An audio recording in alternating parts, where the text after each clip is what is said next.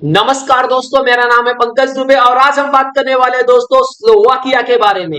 दोस्तों यहाँ पे आप देख सकते हो स्लोवाकिया के पीएम ये भाई साहब पहुंच गए रसिया। रसिया में यहाँ पे मॉस्को में विजिट किए हैं, पुतिन से इनकी मुलाकात हुई है। दोस्तों इनका नाम है रॉबर्ट फिको। जैसे ही इनकी मुलाकात पुतिन के साथ में हुई तो जेलेंस्की चचा को चक्कर आ गया। जेलेंस्की चचा ने बोलते हैं ना जोश में आकर के बोला बोला ये जो फिको है ये तो यूरोपियन कंट्रीज को कमजोर कर रहा है। फीको यूरोपियन कंट्रीज को फीका कर रहा है। यहीं पे नहीं रुके, इन्होंने और भी कुछ बोला। तो यहाँ पे जेलेंस्की चचा ने बोला ये जो फीको है, ये स्लोवाकिया का जो प्राइम मिनिस्टर है, ये तो एक ट्रेटर है, धोखेबाज है, यहां तक भी कह डाला। अब बेसिकली दोस्तों यहाँ पे अगर देखा जाए तो स्लोवाकिया कंट्री ऐसा क्यों कर रहा है भाई साहब, क्या गरज पड़ी है इनको। तो यहाँ पे स्लोवाकिया के द्वारा एक तो चीज एकदम क्लियर दिख रही है, ये बोल रहे हैं कि हम यूक्रेन की सपोर्ट करना चाहते हैं, ठीक है, ओके है, लेकिन रसिया से दुश्मनी लेकर के अपना खुद का कंट्री बर्बाद नहीं कर सकते। बर्बाद नहीं कर सकते मतलब यहाँ पे चलिए आप यहाँ पे आप देखिए दोस्तों, ये है स्लोवाकिया, ये जो आप मैं रेड लाइन कर रहा हूँ ये स्लोवाकिया है। अब भाई साहब ये पूरी जो यूरोपियन कंट्रीज है वो बेसिकली डिपेंडेंट है किस पे, रसिया पे। अगर इनको गैस चाहिए तो गैस इनको सप्लाई करने का काम कौन करता है, रसिया। अब स्लोवाकिया को भी गैस सप्लाई करने का काम कौन करता है, रसिया ही करता है। अब भाई साहब 70% से ज्यादा ये डिपेंडेंट है रसिया पे गैस सप्लाईज के लिए। अब यहाँ पे इनको गैस ज्यादा जरूरत क्यों पड़ती है, जैसे ठंडी आती है भाई साहब, तो इतनी ज्यादा यहाँ पे ठंडी हो जाती है इन सब क्षेत्रों पे कि ये भाई साहब अपने घर में हीटर बिना चलाए रह नहीं सकते हैं। तो हीटर के लिए इलेक्ट्रिसिटी कैसे चाहिए, तो ये क्या करते हैं, गैस के थ्रू क्या करते हैं, इलेक्ट्रिसिटी जनरेट करते हैं, जिससे अपना हीटर उटर चलाते हैं। अब इनको क्या भैया, अब यूक्रेन में बहुत सारे आप देखा होगा, आपने रिसेंट में देखा कि 13 से 14 लोग ठंडी की वजह से मर गए। इतनी ज्यादा ठंडी पड़ती है यहाँ पे। तो भाई साहब हीटर तो चालू रखना पड़ेगा, हीटर कैसे चलेगा, इलेक्ट्रिसिटी कैसे बनेगी भाई साहब, जब गैस आएगी तो काम बनेगा यहाँ पे।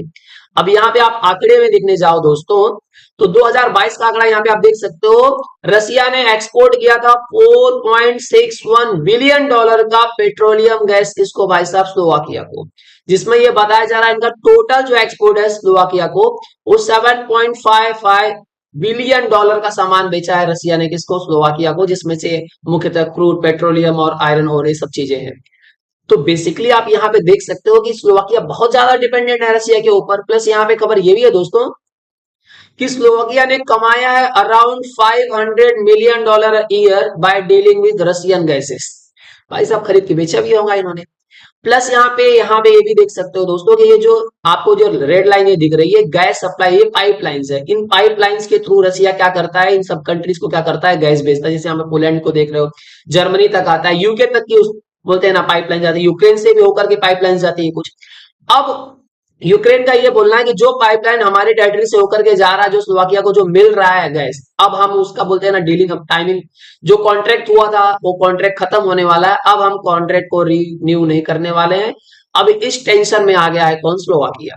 अगर आप फिगर पे देखने जाओ दोस्तों, जैसे ही बोलते हैं ना रसिया ने फरवरी 2022 में यूक्रेन के ऊपर आक्रमण किया, उसके पहले आप डेटा देख रहे हो कि भारत रसिया से बहुत ना के बराबर तेल खरीदता था। अब उसके बाद देख लो 2022 के बाद आप आंकड़ा देखने जाओ दोस्तों, इंडिया तब नंबर 1 पे चला गया, चाइना को पीछे कर। चाइना तो पहले से खरीदता था लेकिन भारत नहीं खरीदता था, लेकिन अब इंडिया ने क्या किया था, भर भर के दम क्या किया है, चाइना से क्या किया है, हमने क्या किया, ऑयल क्या किया है, एक्सपोर्ट इंपोर्ट किया है दोस्तों।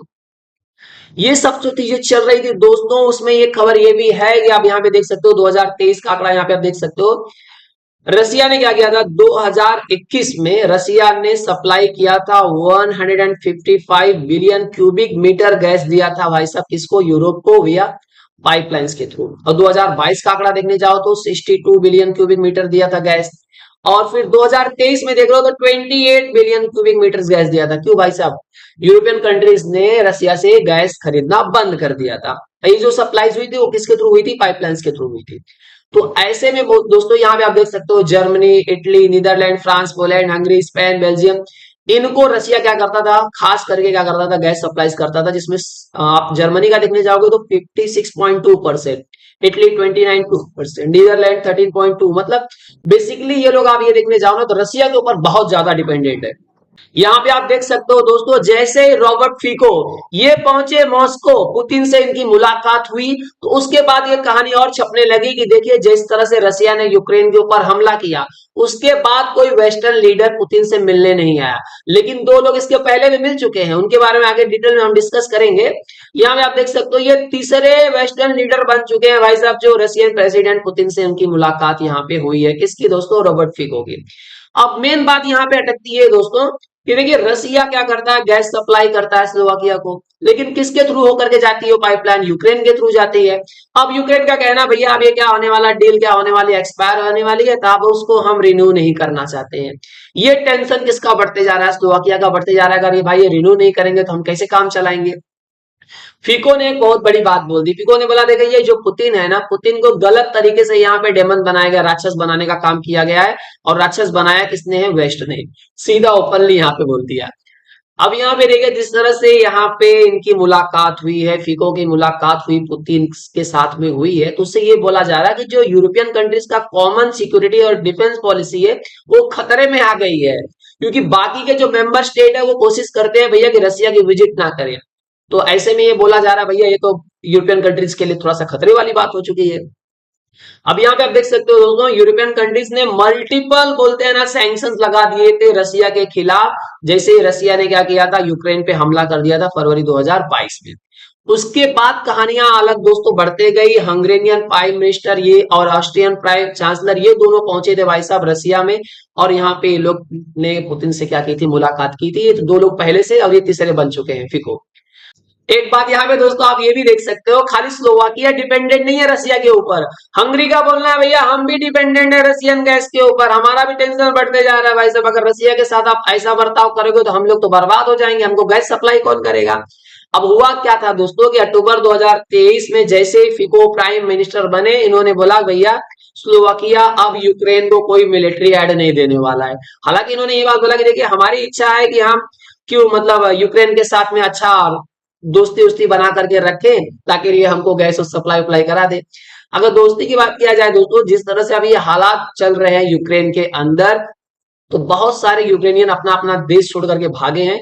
तो यहाँ पे आप देख सकते हो 27.2% लोग जाकर के बोलते हैं ना जर्मनी में बस गए। यहाँ पे आप देख रहे हो 11,40,705 यूक्रेनियन रिफ्यूजी पहुंच गए हैं कहाँ पे? जर्मनी में। अगर मैं पोलैंड की बात करूं तो पोलैंड में 23.4% लोग यूक्रेन से भाग करके पोलैंड में बस गए हैं, जिसमें आप देख रहे हो आंकड़ा 9,83,880 लोग यूक्रेनियंस कहाँ भागे हैं भाई साहब? पोलैंड। अब यहाँ पे जीता की बात करूं दोस्तों तो 3,79,370 यूक्रेनियन रिफ्यूजीज, जहां पे आप परसेंटेज में देखने जाओगे तो 9%। यूनाइटेड किंगडम यूके में भी 2,46,960 यूक्रेनियन गए हैं। स्पेन में भी गए हैं 2,11,325। अगर मैं इटली की बात करूं तो इटली में गए हैं 1,72,335। और प्लस रोमानिया में गए हैं दोस्तों 1,62,180 यूक्रेनियन रिफ्यूजीज यहाँ पे भाई साहब पहुंच चुके हैं रोमानिया में। तो आप देखने जाओगे ना तो पोलैंड में, स्लोवाकिया में, हंगरी में, रोमानिया में, मोल्डोवा में, हर जगह यूक्रेन के जो बोलते हैं ना लोग हैं वो डर के मारे, युद्ध के मारे भाग भाग कर क्या है, रिफ्यूजी के तौर पे वहां पे रह रहे हैं। तो जो अभी हालात चल रहा है, इन हालात को देख करके ये लग रहा है कि भाई साहब अब प्रेसिडेंट बनने वाले हैं डोनाल्ड ट्रम्प, जैसे शपथ ग्रहण करेंगे तब जाकर के कुछ चीजें यहाँ पे बोलते हैं ना नॉर्मलाइज होंगी, स्टेबल होंगी। वो शपथ ग्रहण करेंगे 20 जनवरी को डोनाल्ड ट्रम्प, उसके बाद पूरा सपोर्ट वापस लेंगे।